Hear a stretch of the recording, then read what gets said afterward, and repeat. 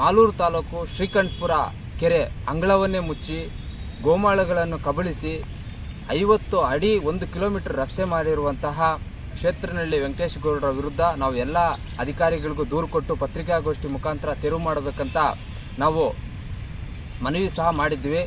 ಆದರೆ ಅಧಿಕಾರಿಗಳು ಕಣ್ಣು ಮುಚ್ಚಿ ಕುಳಿತಿದ್ದಾರೆ. 3 ದಿನ ಆಯಿತು ಜಿಲ್ಲಾಧಿಕಾರಿಗಳಿಗೆ ಸ್ವತಃ ಭೇಟಿ ಮಾಡಿ ಇದರ ಬಗ್ಗೆ ಸಂಪೂರ್ಣವಾಗಿ ಮಾಹಿತಿ ಕೊಟ್ವಿ. ಆದರೆ ಜಿಲ್ಲಾಧಿಕಾರಿಗಳು ಒಂದೇ ಒಂದು ಮಾತು ಮಾತಾಡದೆ ಮೌನವೇ ಉತ್ತರ ಕೊಟ್ಟು ಕಳಿಸಿದ್ದಾರೆ.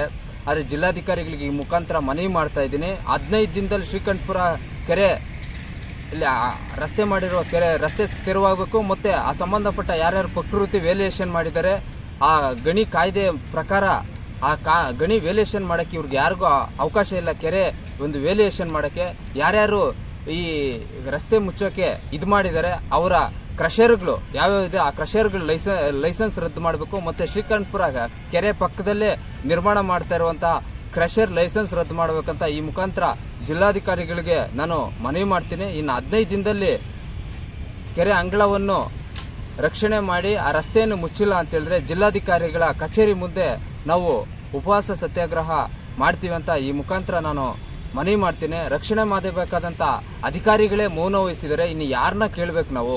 ಈ ಥರ ಪರಿಸ್ಥಿತಿ ನಿರ್ಮಾಣ ಆಗಿದೆ. ದುಡ್ಡಿರೋರು ಏನು ಬೇಕಾದರೂ ಮಾಡ್ಬೋದಾ? ಅದೇ ಬಡವರು ಯಾರಾದರೂ ಒಂದು ಚಿಕ್ಕ ಪುಟ್ಟ ಏನಾದರೂ ಒಂದು ಇದು ಮಾಡಿಬಿಟ್ರೆ ಕಾನೂನು ಯಾವ ರೀತಿ ರಾತ್ರಿ ವರ್ಕ್ ಆಗುತ್ತೆ.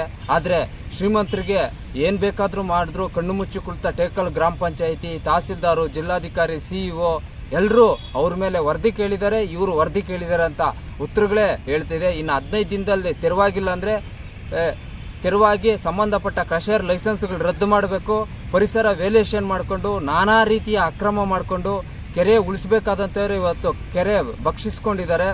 ಅವರ ಸ್ವಂತ ಗಣಿ ದಂಧೆಗೆ ಯಾರ್ದೋ ಬಂಡೆ ಇದ್ದರೆ ಇನ್ಯಾರ್ದೋ ಇದು ಮಾಡ್ತಾರೆ, ಎತ್ಕೊಂಬಂದು ಇನ್ಯಾರನ್ನೋ ಎತ್ಕೊಂಬಂದು ಬೇನಾಮಿ ಕ್ರಷರ್ಗಳು ಮಾಡಿಕೊಂಡು ಒಬ್ಬ JDS ಲೀಡ್ರು ಕೋಲಾರ JDS ಲೀಡ್ರನ್ನ ಎತ್ಕೊಂಬಂದು ಇಲ್ಲಿ ಕ್ರಷರ್ ಮಾಡೋ ಬಂಡವಾಳ ಹಾಕ್ಕೊಂಡು ಇನ್ನೊಬ್ರು ಹೆಸರಲ್ಲಿ ಕ್ರಷರು ಅವರು ಇನ್ವೆಸ್ಟ್ ಮಾಡಿರೋದು. ಆ ಥರ ಪರಿಸ್ಥಿತಿಗಳೆಲ್ಲ ಇದೆ. ಇದೆಲ್ಲ ತನಿಖೆ ಮಾಡಿ ಆ ಸಂಬಂಧಪಟ್ಟ ಲೈಸೆನ್ಸ್ಗಳೆಲ್ಲ ರದ್ದು ಮಾಡಬೇಕು, ಶ್ರೀಕಂಠಪುರ ಕೆರೆ ಉಳಿಬೇಕು ಅಂತ ಈ ಮುಖಾಂತರ ಮನವಿ ಮಾಡ್ತಾ ಇನ್ನು 15 ದಿನದಲ್ಲಿ ತೆರವಾಗಿಲ್ಲ ಅಂದರೆ ಜಿಲ್ಲಾಧಿಕಾರಿಗಳ ಕಚೇರಿ ಮುಂದೆ ಉಪವಾಸ ಸತ್ಯಾಗ್ರಹ ಕೂರ್ತೀವಿ ಅಂತ ಈ ಮುಖಾಂತರ ನಾವು ಜಿಲ್ಲಾಡಳಿತಕ್ಕೆ ಒಂದು ಮನವಿ ಸಹ ಮಾಡ್ತಾ ಇದ್ದೀವಿ.